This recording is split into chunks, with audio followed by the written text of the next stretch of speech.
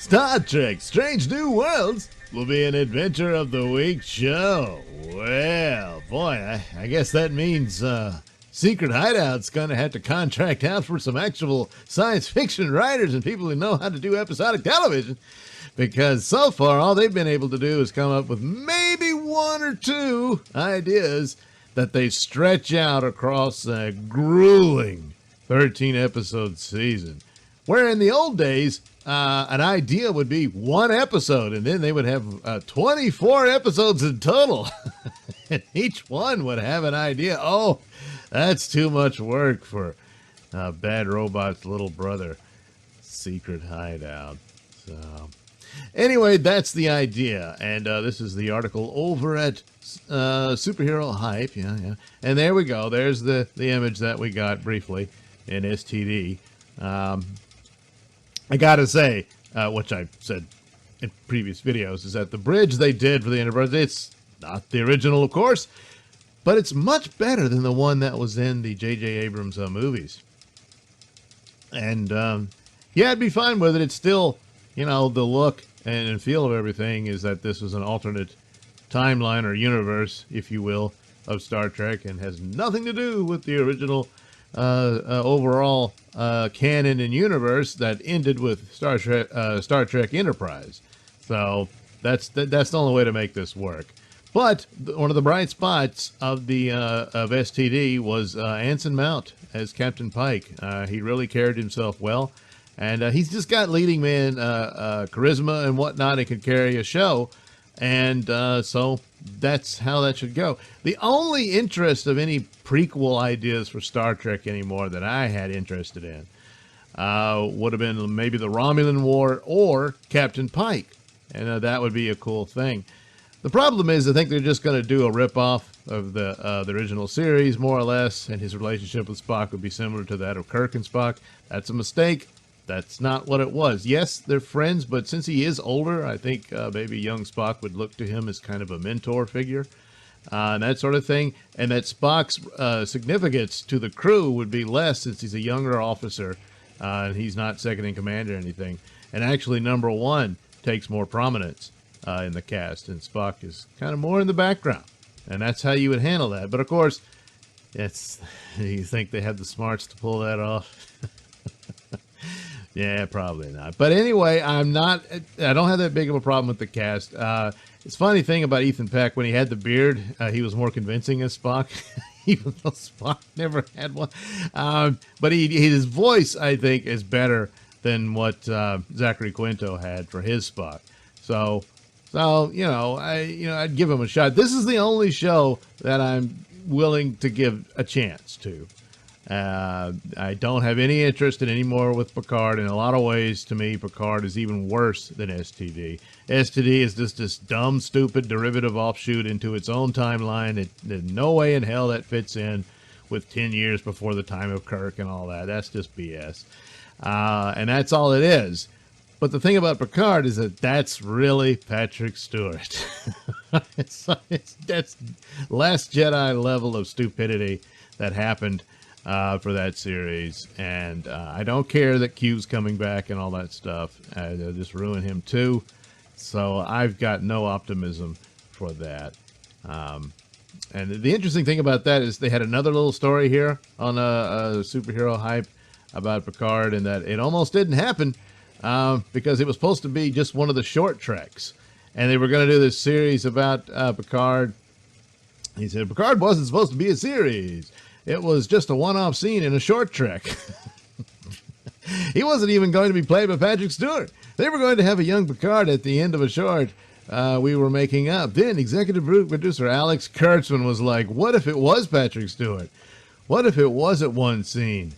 Alex has a plan. And it's pretty cool. No, it wasn't. It was terrible. It was old stories that the original series had already dealt with, and they did it better. And they were able to do it in one episode for the most part with these ideas. They if you can call them that, in the Picard series. It was a colossal waste of time and just an insult to the character and the show. It was terrible. You just had a few cool scenes at the outset, and then it all just fizzles and falls apart at the end. No, it was no good. In fact, the short treks are Also terrible. But I would have so much rather they did that. Just move on. But you know what? They were already deeply into failure, and they needed someone like Patrick Stewart to gin up interest. And so there you go. So yeah, it talks about Q's coming back and all that. Oh man, we almost didn't have it. Yeah, I now after having seen it, I wish you hadn't had it. Yeah. So the last great hope is really this, Strange New Worlds, which is going to, they're saying, hey, we're going to go to serialize, be more like the old show. Yeah, well, guess we'll have to take your word for it till we see it. But, of course, there will be some amount of arcs in it, but that's not too much of a problem. If you're able to do this, if they can find the writers, because right now I don't see that they have it. So, but if they could do that, that gets closer to what it will be. And so he always kissing Kurtzman's ass again for whatever reason, to say it's his idea of, hey, let's make this happen or whatever. And that Akiva Goldsman was like, oh, I was secretly thinking it would be cool, and whatever. It doesn't matter. But if you approach it like that, you could still have your little arcs here and there. And that's just a bit of a continuity. You can even go all the way back to the original series, where there were episodes that refer to previous episodes. And that's about all you really need for continuity. So that's about it. Of course, it'll be a little more than that, because I think a lot of them have their background in soap operas and whatnot. And so, sorry, Captain Pike, I didn't mean to put the cursor there. Oh, well. But yeah, so, details of that. I don't care to have any, the one short trek they did between Spock and number one. Was that implying that there might be some kind of attraction between them? I'm not interested in that. Number one and Pike, maybe, but yeah, maybe there'd be something else. But that's probably what they'll do, some kind of soap opera type thing. And then when they come to an end, she dies heroically. I don't know, because we never hear from her again, and we never even know her real name. Boy, I really don't like the idea of Secret Hideout getting to name number one. Could just name her Majel, though. That might be a nice thing. But anyway, so I like some of the aspects here, but of course, I'm extremely dubious at their ability of pulling this off. But I certainly do see why this could be the last great hope. And for Paramount Plus, boy, they need a winner. And maybe this will be it. Although there is some suggestion in this article, and I'm too lazy to go dig through it and bother you with it, I believe. But there's been elsewhere, I think, where some other articles suggesting that it might not look like this. They're probably dumb enough they couldn't keep the set or whatever. Start from scratch. I don't know. The set they should keep, but if they're going to detail the costuming to look closer to what it was supposed to look like, then that might be a cool thing too. So maybe they're doing that. I don't know. And maybe even suggest that the Strange New Worlds is not the same Pike, Spock, and number one we saw in STD. And they'll never even refer to it. And oh, that would be so sweet. Same actors, of course, but a little different. So, of course, as with all things, we'll have to wait and see. There's other stuff on Paramount Plus. There's going to be some new Beavis and Butthead and stuff. And I'm like, oh, boy. Yeah, so I guess I'll be signed up anyway. But as far as Trek goes, this is the only one that's got somewhat of my interest. They pissed me off within the first episode or the second one, and then that's it. And it's a sad thing.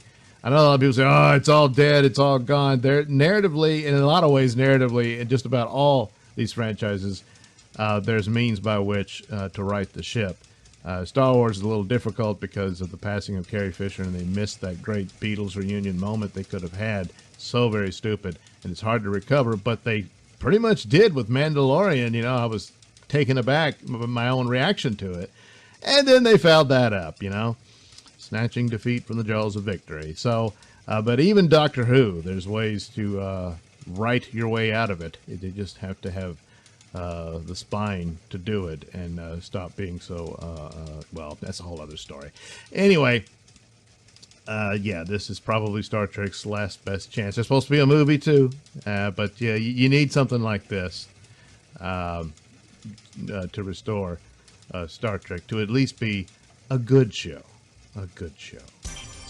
Thanks for watching and listening. Say, while you're still here, why not like and subscribe and share with your many friends? Yes. Also, check out my mini stores in the link description below. Yes, where you can get t-shirts, hats, mugs, all those goodies with my artwork on them. Oh, yeah. And head over to indieplanet.com and pick up a copy of my comic book, Night Night. Oh, yeah. You can also catch me at my podcast, Mr Nailsin Show, on RadioMisfits.com. And you can also watch my videos on BitChute.com and now on Rumble.com. Oh, my goodness. So many places to watch me and my stuff. Oh, yeah. And if that's not enough for you, well, you can follow me on many social media platforms and say hi to your old pal, Mr. Nailsin.